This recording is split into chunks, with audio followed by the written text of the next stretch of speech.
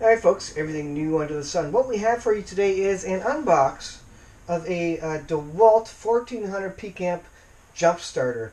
We're going to take a look at this. I bought this because my old jump starter was, well, getting old. The air compressor on it wasn't doing so well anymore for pumping up the tires on our Suburban. And I wanted to, well, the other thing was that the gauge on this thing wasn't reading accurately. So basically this is a jump starter unit. If your battery dies in your car, you can jumpstart it, but these things now come with things like USB ports. So on this one, it's got one USB port. I think it's a 2 amp. It's got a 12 volt receptacle there. It's got a battery status indicator. It's got an on-off and a polarity check, so you don't screw up your polarity. And it's got a little light as well, so you can see the little light there.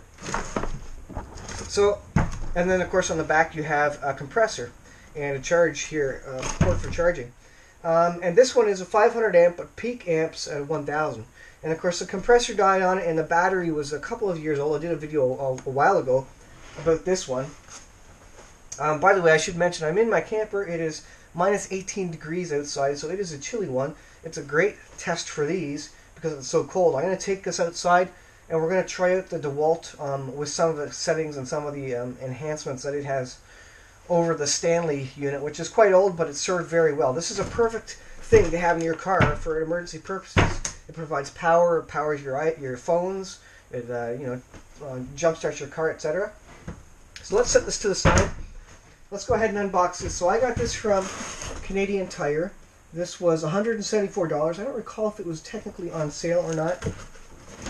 So what comes in the box? Well, the first thing, and I took this out already because I charged it up. The first thing is the manual. So it comes with a little manual, which does show you a bit of how to charge it. It comes with an extra accessory, which is a basketball pump or a ball pump needle nose there. The only charge lead it comes with is a 12 volt lighter socket charge lead. So that is handy. That is nice. I didn't get that with the Stanley. So you plug it in the back and you can just plug it into your car or any other 12 volt outlet there. So that's nice. Let's go ahead and take this unit out of it. And this is apparently one that will start V8 engines. Oh, let me get this out here.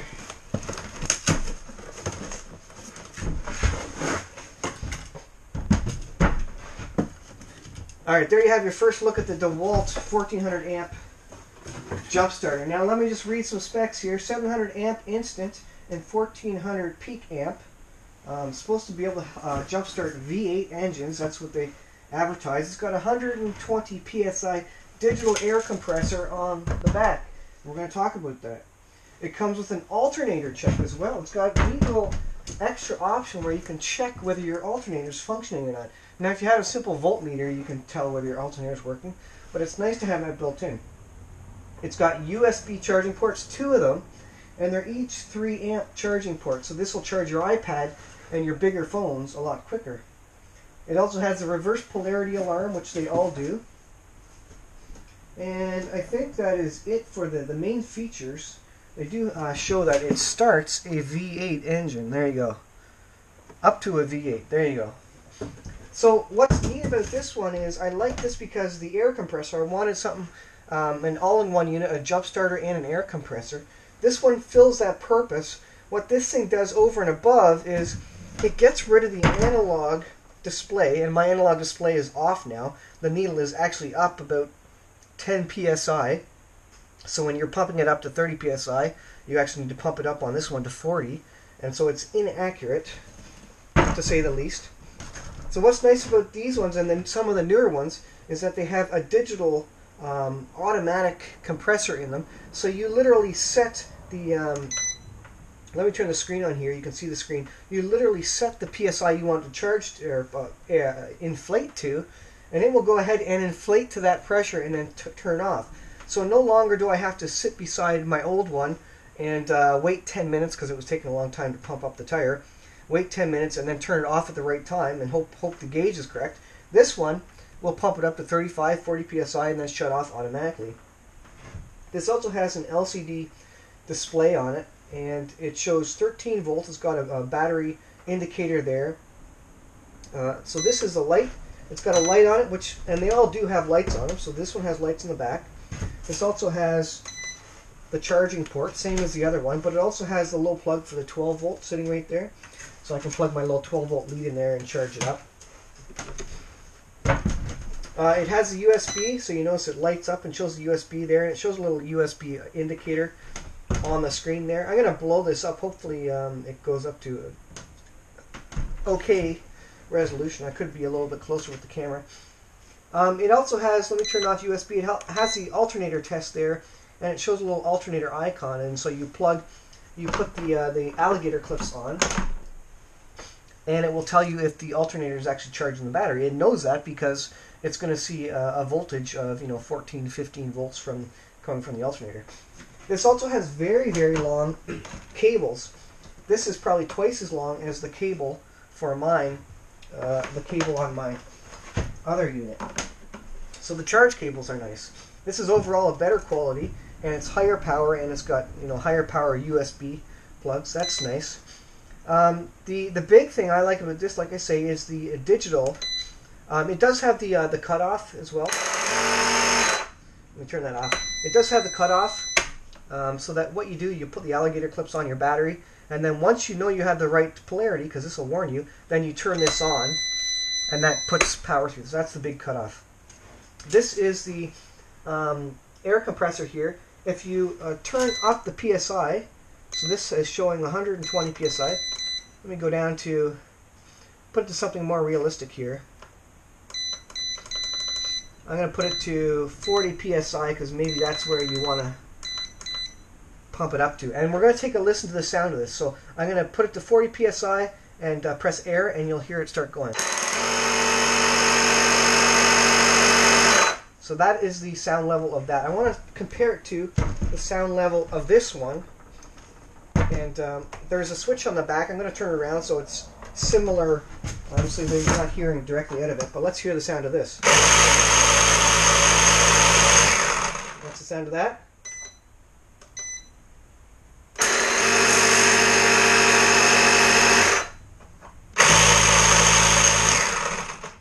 So I think you can quickly hear the difference in the volume of this unit. So that is the air compressor there. And go back to the regular mode. So that is nice. That has an auto shut-off feature. You set it to 35 PSI, and you let it do its thing. It'll shut off. Once it's shut off, you can put it to the next one. Now the other nice thing about this, turn the light off there, is the significant length of the hose. Now the hose on this one I had replaced actually, and this is only about a foot long. I think the original hose was a bit longer. Oops. But this one is 24 inches long. So that means you can put it on the ground and reach the top of the tire if the valve stem is at the top of the tire, which is nice because I always had issues with the Stanley. It wouldn't reach. I'd have to set it up on something, and then it would vibrate so much when it was pumping that it would, could fall off. Now the one downside is that you notice the two plugs here. This is kind of the quick release plug, which is kind of handy to have because you can pull it on and off real quick. This one, however, has one of the screw-on ones, and of course we all hate the screw-on ones because by the time you're done unscrewing it, you've lost half the air. This is a good quality one. It's got a brass fitting. It looks like it's made fairly well. Nice thing about this is that you're sure that it's on and not leaking. And honestly, for the time taken and the effort, it shouldn't be too bad to go ahead and screw this one on. I guess worst case scenario, I could probably get an adapter off Amazon or whatever, and even extend the length of this, an adapter from the screw-on to more the quick plug on and off if you want. But I was using this one in the winter, and this one would not come off the threads because the rubber would get so hard that I was pulling on it and it would lose half of its air anyways trying to get this off because the rubber was so hard around the thread, so I couldn't get it off. So that's one thing about it. So overall, this is a better unit. It's the rubber is good quality. The complaint I will have is that the compartment here to roll up this hose is tiny, so you got to get it super tight in there. Why is that a big deal? Well, in the summer maybe it's not, but the more tightly you wrap the rubber, the more likely it is to crack somewhere, especially in minus 18 degrees. So I would much prefer a pocket twice that size, so I wouldn't have to wrap this as tightly and have a lot less wear and tear on the hose itself. So that's that. So this also has an AGM battery and an absorbed glass mat, whereas the Stanley has the older-fashioned flooded lead acid battery. So in theory, this should last a little bit better. It's a little bit higher quality battery in the DeWalt over the 500 amp Stanley. Now, granted, the 500 amp Stanley is about 3 years old. I'll have to take a look at the video that I did originally on that. It's fairly old, so they're coming out with new features. Although there still are a lot of compressor starters that have the old gauge for the air pump. There's a few coming out that do have the automatic compressors on them, and so I really like that feature. So you don't have to guess about it. Hopefully the gauge will stay accurate. We'll see how it works over time. And generally, the battery should last a bit longer. In terms of weight, I mean, they're about the same weight. Very similar. You can see the width, they're about the same width. Maybe the Stanley's a little bit fatter, so they're making it a little more tightly. Yeah, here's the wires for the alligator clips on this. So the wires on the DeWalt are definitely longer. This thing is a workhorse. I use this all the time, especially in the winter when our truck is running out of air, and I've used this quite a lot. So these are the features. So what I want to do now is go ahead and go outside. I'll show you actually pumping up tires. We'll try out the alternator check and generally see how it performs and give you an idea for the length of the cables. So let's go outside and try that now. Alright, so this is the front tire of my truck. I know this has a slow leak in it, so what we're going to do is we're going to try and pump it up with the DeWalt. And the first thing to test is, does it reach? And absolutely it reaches very well. So let's go ahead and screw this on, and we're going to, and it's letting air out there. Oh, okay, now it's turned off. Now it's not leaking any air. So that was a fairly quick option there. We're going to try and pump this up to 35 because I'm pretty sure it's below 35. So I'm going to go ahead and set the PSI to 35. There we go. 35 PSI, so it's showing 0 PSI now. Let's go ahead and start this and see how long it takes. Although I won't time it.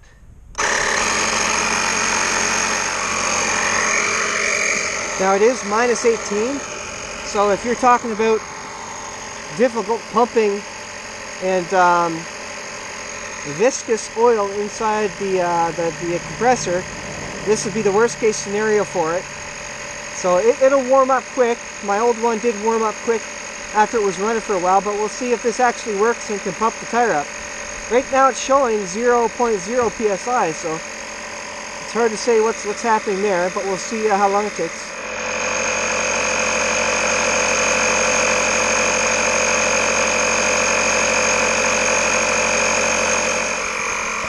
So you can see there it's increasing in PSI now, and it's not so loud either, but it does have some noise to it.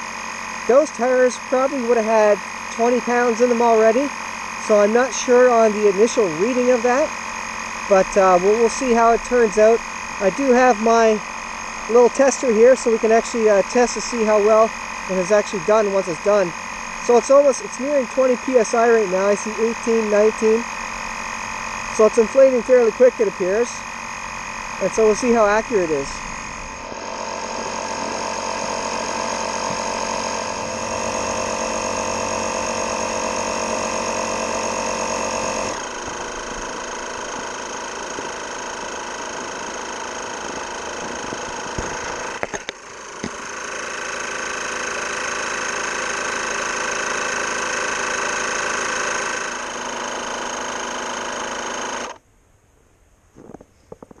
Alright, perfect. So it steps down. Once it got to 34.9, it stepped down in power, and then it took a while to get to 35, but you can see it is at 35. The battery shows half, so we're going to go ahead, unscrew this, and we're going to see how close this is. I just tested this on the other tire. The other tire was showing about 32. So let's go ahead and unscrew this fast so it doesn't lose air. That was fairly quick, fairly painless. It didn't keep leaking air. Let's go ahead and try this and see if this works here. So yeah, I don't know if you can see that, but that is pretty good. That was actually very close. So I'm pretty impressed with that. So that's very handy. Auto shut off, that's perfect. So let's go ahead and try the battery now. All right, so we just pumped up the tire. You can see the battery's at 12.6. That's still technically, for a battery, that's still fully charged. And so what we're going to do now is we're going to try the alligator clips on the battery. Remember, it is minus 18, so we're putting this thing through its paces. I'm freezing my hands off here. We're going to try the battery polarity check, and then we're also going to try the alternator check. Of course, we need the engine on to try the alternator check. But let's try plugging this into the battery and see where we go. So you can see I've got positive on the right side. Well, it's going to be on the left side as it looks to the camera, and negative on the other side there. So let's go ahead and I'll put this in a place where you can see it. Hopefully this will work. And I'll take off these cold wires, and I'm going to put the black on the positive. This is what you should not do. And I'm going to put the positive on the negative. And right away, you see that there's a polarity check problem there. So that'll keep beeping. I don't know if it'll let you turn this on. I'm not going to try it because that would cause sparks. But that's obviously telling me there's a problem. So let's go ahead, take that off so that the polarity check works. Negative on negative, positive on positive. It's always good to put your negative on first. There we go. So it did its polarity check. And now we are ready basically to bump it. So it shows a little engine icon. If we turn this on, then that starts sending power to the battery. Alright, inserting this little clip. I did do the alternator test, and the short story is it did not work for me. What I did was I plugged the alligator clips up to the battery.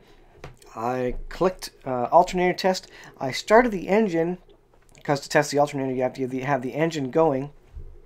And it basically kept giving me faults. Now, when I turned on the connection, the switch to turn, the dial to turn on the connection between the jumper and the battery, it was showing 15 volts on the jumper pack itself, on the DeWalt pack itself. So I knew that the alternator was working because it was charging the battery with 15 volts of power. And the alternator test was still showing me a fault. So that test of the DeWalt jumper pack failed. Now if you have a minimum understanding and have a voltmeter, you can check that the alternator is working anyways. It was supplying lots of voltage and I know it works. So that failed. So I'm not sure why. Maybe, I don't know what the range is, 12 volts to 16 volts. It didn't like the 15 volts or whatever. I would have assumed that if it saw 15, anywhere in between 13 volts, 14 volts, 15 volts, I assumed it would have worked. Maybe it works better in the summer. Maybe it's tuned for summer, so it really only wants to see maybe 13 volts to 15 volts. And anything over 15 volts, if it was 15.5, maybe it didn't like that. And that was beyond its range for testing the alternator.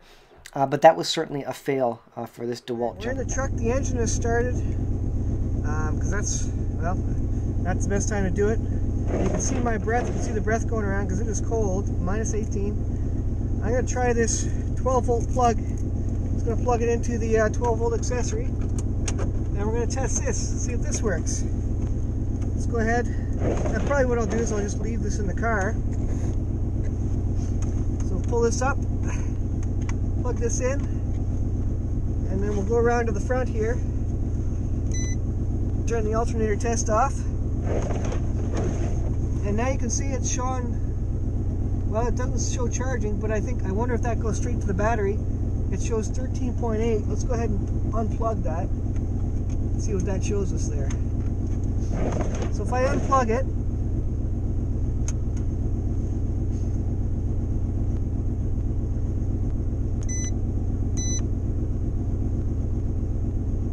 let's put some load on it.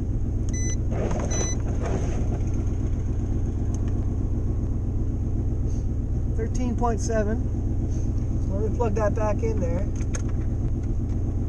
It's showing some charge from when the alternator was charging it up.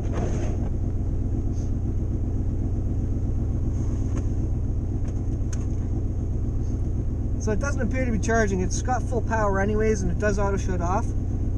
I'm gonna go ahead and assume that works. I don't see why that wouldn't work. I definitely charged it with 120 volt and it worked fine. So that is a non-test, but again, I assume that's going to be working. So because it is fully charged right now, so it's not even trying.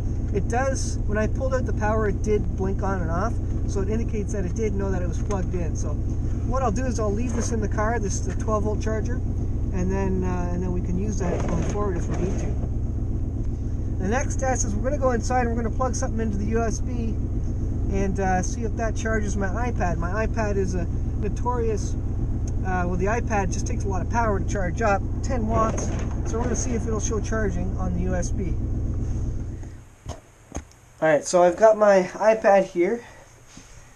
Its charge percentage, and it's horribly dirty, but its charge percentage is currently 19%. And I don't know if you can, I don't know if it'll focus on that, but it's 19%. So we're going to go ahead and try and plug this in and see if the USB works.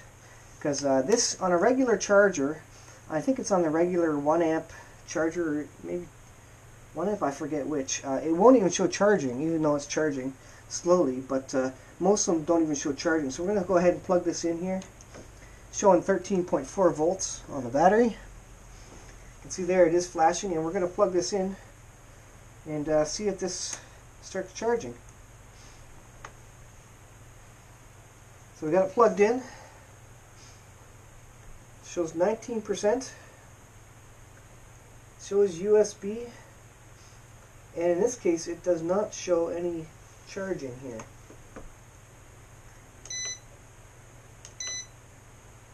It is showing, for some reason, it's showing a warning sign as if something's wrong here.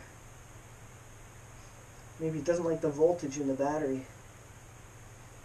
And it is not showing charging. I'm going to get the manual and just see what this could be here.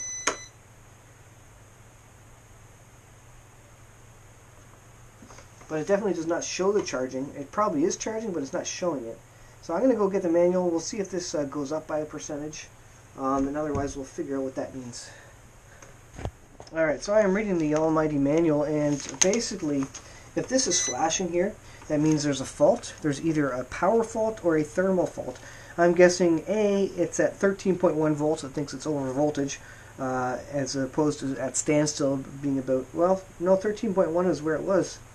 The other thing I think is a thermal. It does say there's a thermal voltage protection if it's too hot, or in this case I think it's too cold, and so it doesn't like that. I was reading up about the alternator as well, and the alternator was showing basically 15 volts, and I think this thought it was too high. My alternator was definitely working, showing 15 volts on this unit, so it should have said alternator good, but like I say, I think it was outside of the range.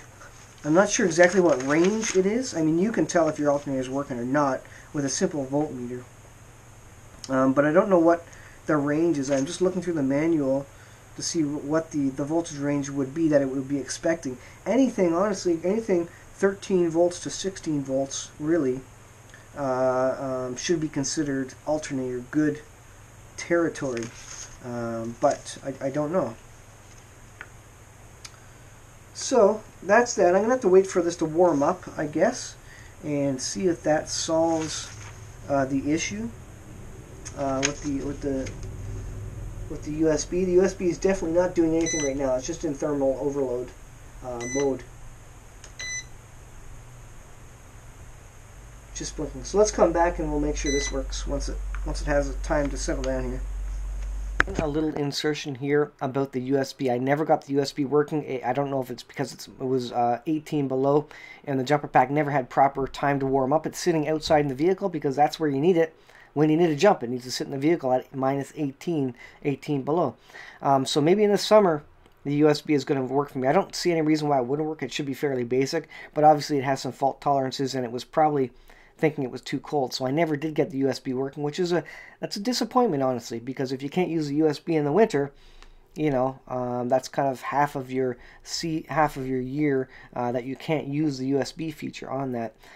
Regardless, the main feature, the compressor and the jumper, seem to work okay, and the digital compressor option is really nice. So those are the key features.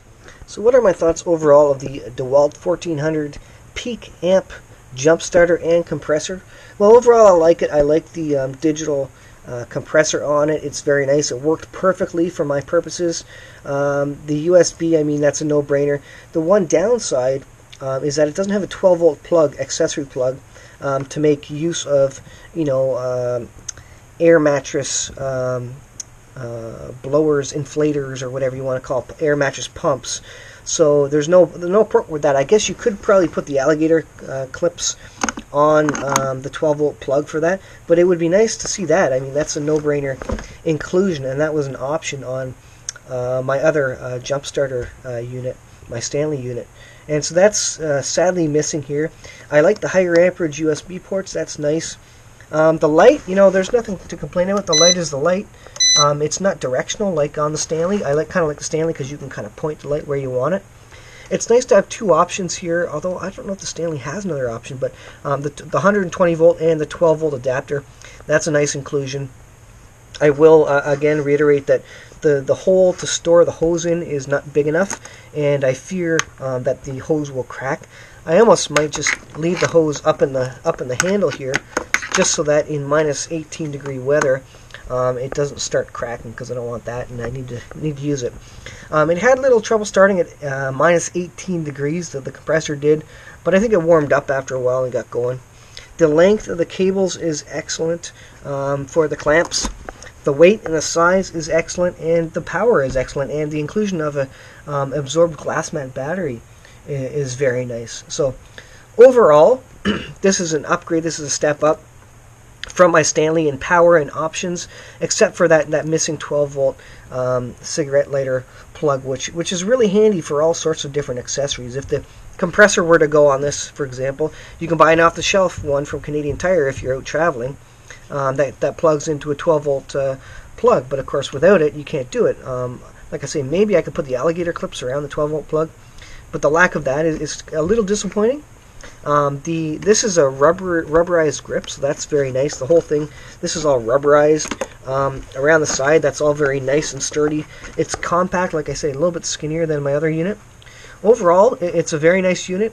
I wish there was a bigger compartment, and I wish there was a 12 volt plug, but the rest of it looks to be fine. It works in minus 18 degree Canadian winter weather, and so we'll see how it goes. So thanks for watching, guys.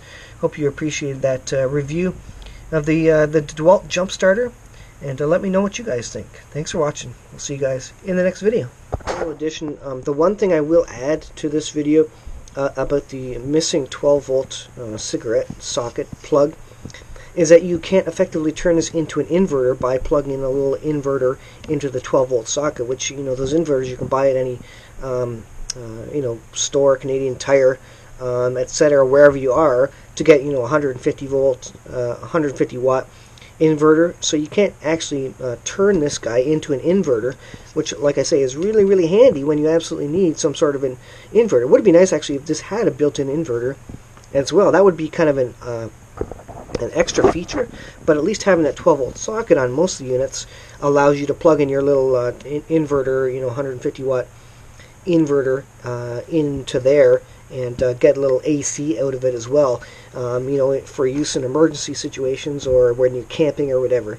So the lack of that is really a downfall of the DeWalt.